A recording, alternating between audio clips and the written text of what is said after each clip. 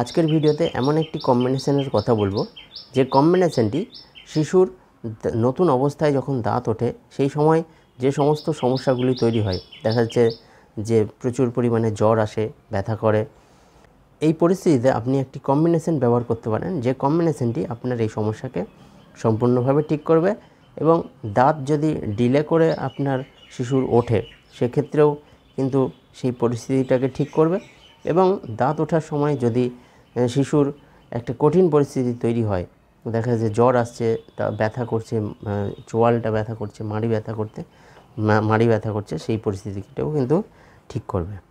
তো ভিডিওটি সম্পূর্ণ দেখবেন এবং আপনি আমার চ্যানেলে নতুন হলে অবশ্যই চ্যানেলটি সাবস্ক্রাইব করে পাশে থাকা যে বেল আইকন আছে, ঘন্টা চিহ্ন আছে, সেটিতে প্রেস করে দেবেন। বন্ধুরা, যে অনেক শিশুর দেখা যায় যে একটু দেরি করে তার দাঁত বের হয়। যে শিশুর যখনই 1 বছর পার হতে শুরু করে তখনই কিন্তু ধীরে ধীরে দাঁত উঠতে শুরু করে। তো অনেক শিশু দেখা যায় যে একটু ডিলে হয় দাঁত উঠতে, দেখা যায় 2 বছর 3 বছর হয়ে যাচ্ছে তবুও কিন্তু দেখা যায় দাঁতের দেখা মিলছে না, দাঁত উঠছে না।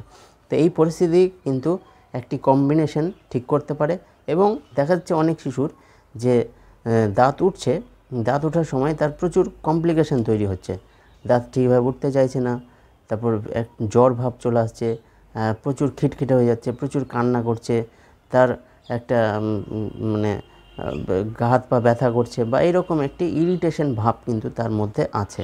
তো এই রকম পরিস্থিতির জন্য একটি কম্বিনেশন আপনি ব্যবহার করতে পারেন। এই কম্বিনেশনটির জন্য নেবেন আপনি 4টি মেডিসিন। প্রথম যে মেডিসিনটি নেবেন সেটি হলো ক্যালকেরিয়া ফস। এই ক্যালকেরিয়া ফস আপনি 1x পাওয়ারে নেবেন। এই ক্যালকেরিয়া ফস মেডিসিনটি দেখা যায় যে শিশুর যে একটা ক্যালসিয়ামের ঘাটতি থাকে শরীরের মধ্যে, সেই আমাদের যে দাঁত, সেই দাঁতের যে এনামেল সেটিও কিন্তু একটি ক্যালসিয়াম কম্পোনেন্ট। তো আপনার শরীরে যদি ক্যালসিয়ামের ঘাটতি থাকে সেক্ষেত্রে আপনার দাঁতের বিভিন্ন সমস্যা তৈরি হয়, আপনার দাঁতে সহজেই পোকা লেগে যায়, আপনার দাঁত নড়বড়ে হয়ে যায়, মাড়ি আলগা হয়ে যায়। তাই এই ক্ষেত্রেও কিন্তু এই শিশুর একটি ক্যালসিয়ামজনিত ঘাটতি কিন্তু তার শরীরের মধ্যে থাকে। তো সেই কারণেই দেখা যায় যে তার দাঁত উঠতে ডিলে হচ্ছে এবং দাঁত ওঠার সময় বিভিন্ন সমস্যা তৈরি করছে। তো এই পরিস্থিতিকে নিয়ন্ত্রণ করতে পারে ক্যালকেরিয়া ফস। এই ক্ষেত্রে এই মেডিসিনটি আপনি 1x পাওয়ারে আনবেন। যদি লিকুইড ফর্মে আনেন তাহলে 1x পাওয়ারে নিয়ে আসবেন এবং এই মেডিসিনটিকে আপনি মোটামুটি 2 ml নেবেন ফেরাম ফস। এই ফেরাম ফস মেডিসিনটিও কিন্তু ক্যালসিয়ামের সঙ্গে একটা জড়িত থাকে, কারণ এই ফেরামের মধ্যে আছে আয়রন। তা আয়রন ডেফিসিয়েন্সি হলেও কিন্তু এই ক্যালসিয়াম কম্পোনেন্ট তৈরি হতে সমস্যা তৈরি করে। তো এই পরিস্থিতির কিন্তু নিয়ন্ত্রণ করবে এই ফেরাম ফস মেডিসিনটি। এই ফেরাম ফস মেডিসিনটিও আপনি 1x পাওয়ারে আনবেন, লিকুইড ফর্মে আনবেন। ক্যামোমিলা, এই ক্যামোমিলা মেডিসিনটি আনবেন মাদার টিনচার ফর্মে।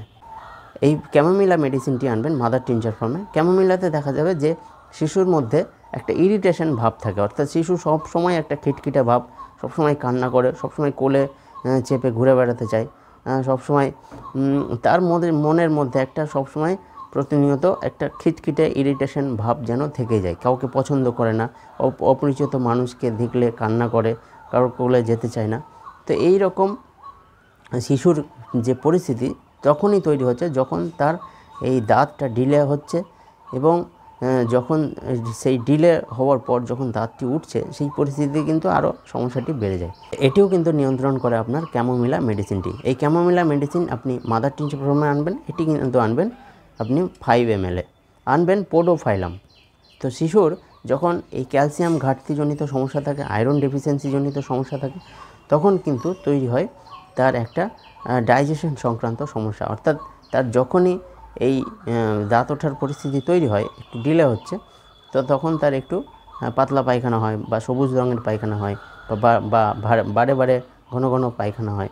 তো এই পরিস্থিতিটিকে নিয়ন্ত্রণ করবে পোডোফাইলাম। এই মেডিসিনটিকেও আপনি আনবেন মাদার টিনচার ফর্মে।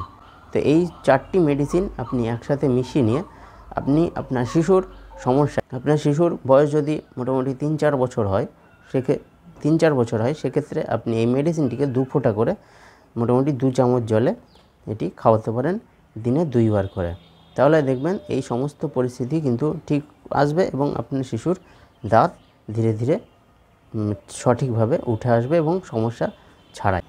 আজকের ভিডিওটি কেমন লাগলো অবশ্যই কমেন্ট করে জানাবেন। ভালো লাগলে লাইক করবেন, শেয়ার করবেন। আপনি আমার চ্যানেলে নতুন হলে অবশ্যই চ্যানেলটি সাবস্ক্রাইব করবেন এবং পরবর্তী ভিডিওর জন্য আমার সঙ্গে থাকবেন। ভালো থাকবেন, সুস্থ থাকবেন। ধন্যবাদ।